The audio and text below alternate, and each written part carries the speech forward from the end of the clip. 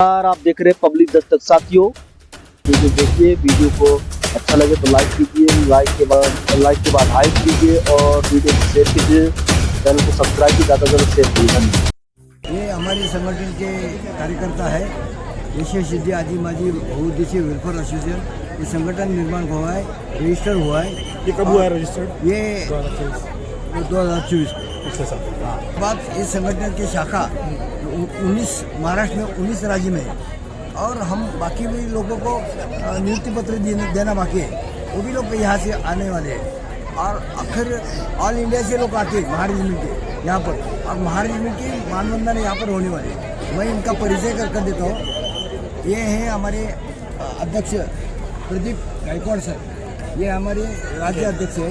ये उपाध्यक्ष हैं शिवपुत्र घटकांबळे साहब, और ये सचिव है कैलाश खिल्लारी, बहुत एक्टिव है। और ये सचिव महासचिव है, ये भी काम करते हैं। अभी चलिए हम लोग गायकवाड़ सर से शुरू करते हैं। सर, हर साल आप लोग यहाँ पर आते हैं, क्या वजह है यहाँ पर आने की? मतलब लोगों ने यहाँ पर क्यों आना चाहिए? इस इतिहास के बारे में आज तक लोगों को गुमराह किया गया, लोगों को ये इतिहास बताया नहीं गया, तो हम लोगों ने क्या पहल करनी चाहिए?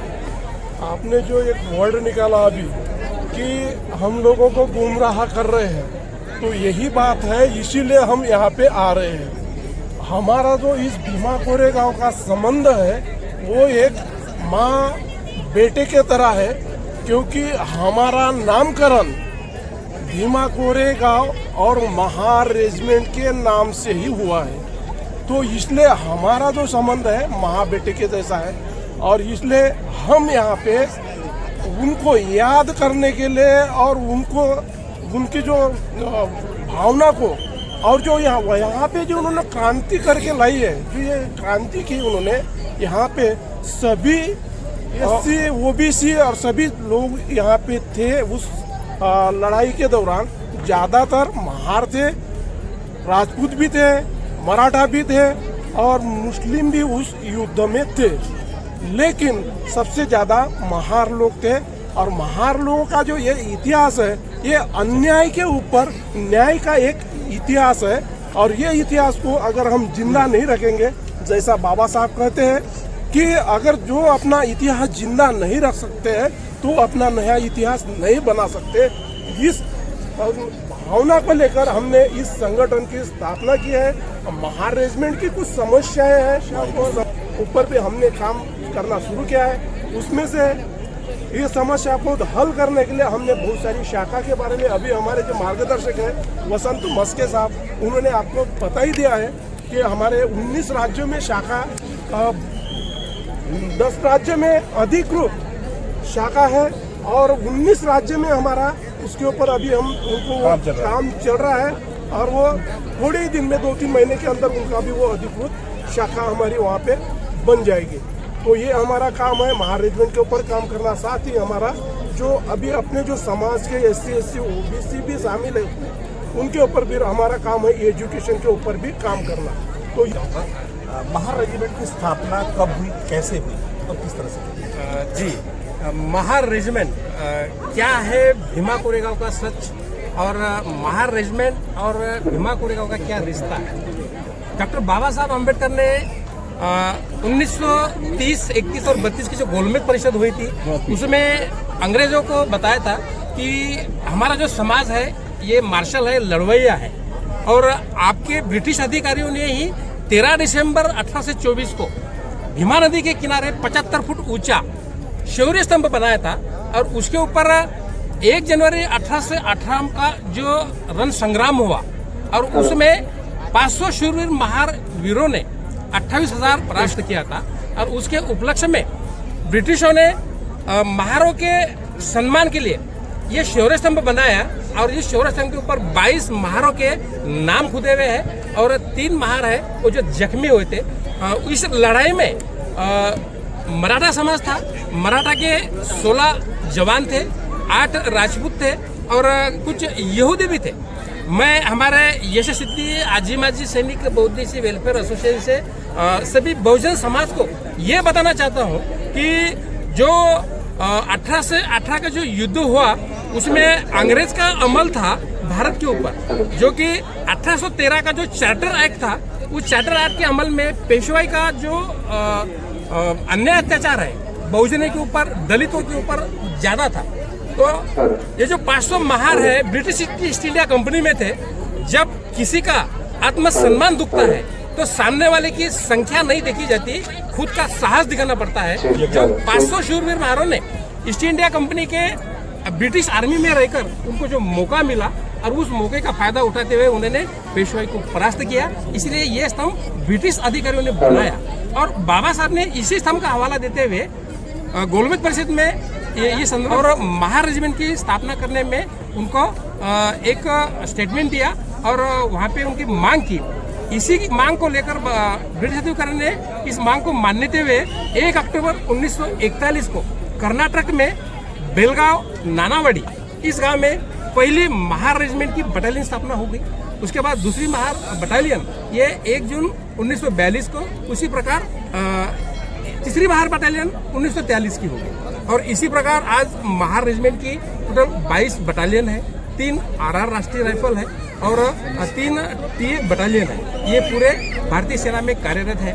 महार रेजिमेंट के 2 स्तर सेनाध्यक्ष इस रेजिमेंट ने इस भारत देश को दिए है। ये हमारे लिए गर्व की बात है। और ये महार रेजिमेंट जो है ये पहला महायुद्ध, दूसरा महायुद्ध, उसके बाद में भारत स्वतंत्रता के बाद 1947, 1962, 1965 और 61 और कारगिल युद्ध में महासंग्राम में महार रेजिमेंट ने अपना अदम्य साहस और वीरता का परिचय दिया है। महार रेजिमेंट के पास एक परमवीर चक्र है जो कि पूरे भारत में 21 परमवीर चक्र है, लेकिन उसमें से एक परमवीर चक्र महार रेजिमेंट के पास है। और ये सब शूरवीर महारों का जो वंशज है ये इन्होंने कमाया है। और मैं दोबारा नया साल के उपलक्ष्य में सभी को हमारी संगठन की तरफ से नव वर्षाभिनंदन और नए साल की शुभकामनाएं देता हूं और 208वीं शौर्य दिन के उपलक्ष्य में सभी को शुभेच्छा देता हूं। महार ये जो इसका इतिहास है, इस इतिहास को आज तक पूरी तरह दबाया गया उस इतिहास को। तो वो इतिहास लोगों तक ना लाने की किसी की वजह जानना चाहता। जय भीम, जय संविधान, जय महार रेजिमेंट।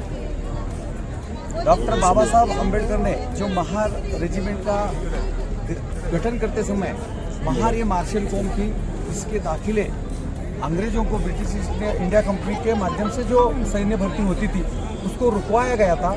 लेकिन जब बाबा साहब को मौका मिला, डिफेंस काउंसिल में उनका चयन हुआ, तो बाबा साहब ने उस पूरे दस्तावेज को पुनः प्रस्तापित करके पुनः दाखिला दे करके इस रेजिमेंट को बिफोर इंडिपेंडेंस महारों की भर्ती को चालू किया। इस इतिहास को दबाने का मुख्य यहाँ की जाति व्यवस्था है, मनुवादी संस्कृति है। वो नहीं चाहते कि कोई कौम उनकी बराबरी करे, कोई वीर गाथा उनकी सामने आए और यहाँ का बहुजन, यहाँ का पिछड़ा समाज जागरूक हो। ऐसा हमेशा पिछले 5000 साल से होता आया है, वही आज भी चल रहा है। आज महार रेजिमेंट इतने बड़े व्यापक रूप में देश की सेवा करते हुए हर लड़ाई में बढ़ चढ़ के हिस्सा लेकर जो भारत स्वतंत्रता के बाद भारतीय सेना में 2 chief of the army staff दिया, तलसन अध्यक्ष और 21 जो परमवीर चक्र है उसमें से एक परमवीर चक्र महार रेजिमेंट के पास है। जो महार रेजिमेंट 84 साल की है, एक रेजिमेंट 2-2 साल की पुरानी है उनके पास। तो परमवीर चक्र ये शौर्य का मेडल नहीं है। अब जाकर के महार रेजिमेंट में जो बाबा साहब ने खड़ी की थी महार रेजिमेंट, उस समय का जो भर्ती का रेशो था और आज का रेशो, उसमें बहुत सारी तफावत है। और महारों की भर्ती ये मनुवादी संस्कृति ने बंद करके उनके रोजगारों से वंचित रखने का काम फिर से शुरू किया गया। जैसा कि दाखिला है और पूरे एविडेंस है। हम सभी महार रेजिमेंट के भूतपूर्व सैनिक और कार्यरत सैनिक मांग करते हैं बार बार सैन्य अधिकारियों से, प्रशासन से और इस देश की हुकूमत से, राजनीतिज्ञों से कि हमारा जो दैवत है, जिनके बदौलत हमको सेना में जाने का मौका मिला और महार रेजिमेंट खड़ी की, उसके जो संस्थापक है उनका पुतला महार रेजिमेंट प्रचलन केंद्र सागर मध्य प्रदेश में होना चाहिए। और भर्ती का जो रेशो था, जो दक्कन पठार पर रहने वाले जो मार्शल को महार थे, उनका भर्ती पहले 1986 से पहले 80% हुआ करता था और 20% अदर कास्ट होते थे, अदर वो दक्कन पठार के अलावा, महाराष्ट्र के अलावा। अब उल्टा हो चुका है उसका रेशो, 20% महारों की भर्ती और 80% अदर कास्ट की भर्ती हो गई। तो हमको वो भर्ती का रेशो पुनः स्थापित करके हमारे बाबा साहब का जो पुतला है महा रेजिमेंट प्रशिक्षण केंद्र सागर मध्य प्रदेश में स्थापित हो, जो हमारा प्रेरणा स्थान है, ये हम सरकार से आशा करते हैं, मांग करते हैं। चलिए सर, इस साल की आपकी मानवंदना कब होने वाली, कितने बजे होने वाली और किस तरह से होने वाली?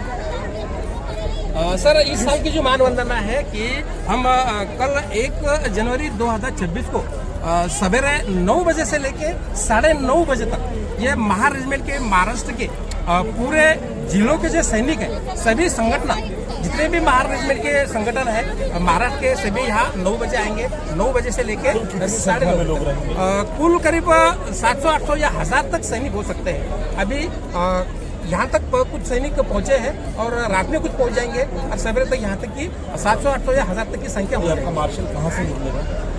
ये मार्शल हमारा स्तंभ के आगे जो है कि कम से कम 500 से 600 मीटर से यहाँ से हमारी एक कंटीजेंट परेड निकलेगी। कंटीजेंट परेड में सबसे आगे कि महा रेजिमेंट का निशान का जो फ्लैग है वो होगा और धम्मध्वज होगा।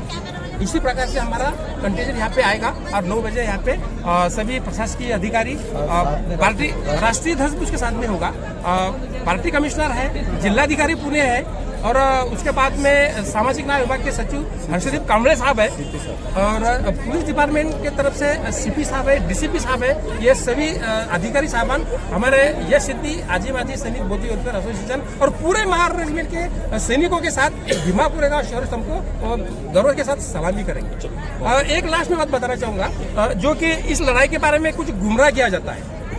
थोड़ा सा हम इतिहास के ऊपर नजर डालेंगे तो जब 1818 का जो समय था तो नागपुर के जो भोसले संस्थान है, उसके बाद में इंदौर के होलकर और ग्वालियर के जो शिंदे थे, ये मराठा